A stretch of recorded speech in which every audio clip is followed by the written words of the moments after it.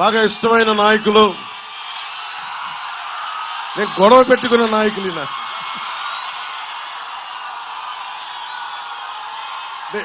ఎవరు స్నేహితులు అవుతారు?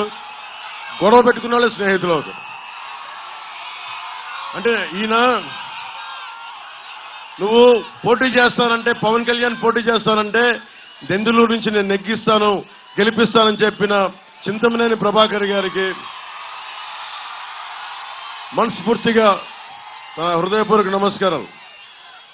ఆయనతో గొడవ పెట్టుకోవడం కూడా అందంగా ఉంటుంది. నాకు ప్రేమ ఉన్న చోట గొడవ ఉంటుంది. ఏం ప్రభాకర్ గారు? మా ఇద్దరికి సామరస్యం కుదిరింది. అంటే గొడవతో స్టార్ట్ అయిన మైత్రి చాలా బలంగా ఉంటుందని చెప్తారు. గొడవతో స్టార్ట్ అయిన మైత్రి ఏమంటారు? బండి మీద ఎక్కారు, మిమ్మల్ని అడుగుతూ ఉన్నా. సో చింతమనేని ప్రభాకర్ గారు, మనస్ఫూర్తిగా వారికి నా ధన్యవాదాలు తెలియజేసుకుంటూ, గుత్తికొండ రాజాబాబు గారికి, ఆయన రాలేదు, వారికి కూడా నా హృదయపూర్వక నమస్కారాలు.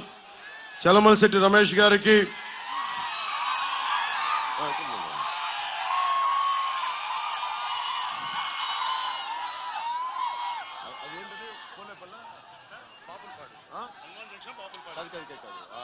మనం వచ్చిన ఎస్సీజెడ్ పేరేంటి?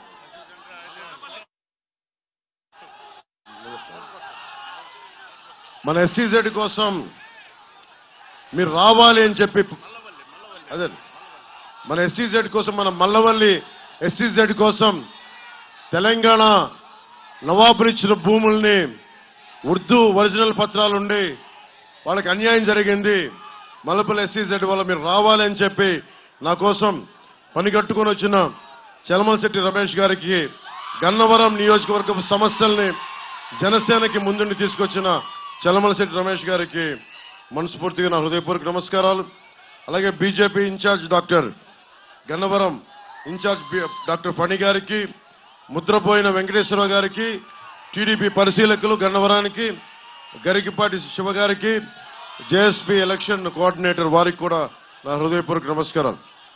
మనకు కావాల్సింది ముఖ్యంగా కీలకమైన మనకి విద్య, వైద్యం, ఉపాధి, సాగునీరు, తాగునీరు, లా అండ్ ఆర్డర్. ఇక్కడున్న గతంలో 2014లో నేను తెలుగుదేశం పార్టీకి, భారతీయ జనతా పార్టీ కూటమికి నేను మద్దతు తెలిపినప్పుడు వల్లభనేని వంశీ గారు నాకు చెప్పడం గుర్తుంది. ఎప్పుడు ఓటేయని ప్రాంతాల్లో కూడా మీరు చెప్పడం వల్ల నాకు ఓట్లు పడ్డాయి అని చెప్పి మనస్ఫూర్తిగా చెప్పారు.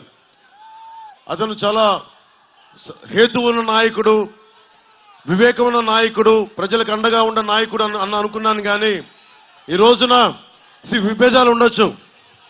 నేను చంద్రబాబు గారితో విభేదించాం, చింతమనేని ప్రభాకర్తో విభేదించాం. ఎక్కడా కూడా పాలసీ దాటి వ్యక్తిగతంగా కానీ ఒక్క మాట మాట్లాడాలి. ఆయన కూడా అంతే, నాతో మాట్లాడారు, విభేదించాం. రాజకీయాలు విభేదాలు ఉంటాయి, పాలసీ పరమైన అభిప్రాయ భేదాలు ఉంటాయి, మాట అనుకుంటాం. కానీ దానికి ఒక పరిమితి ఉంటుంది.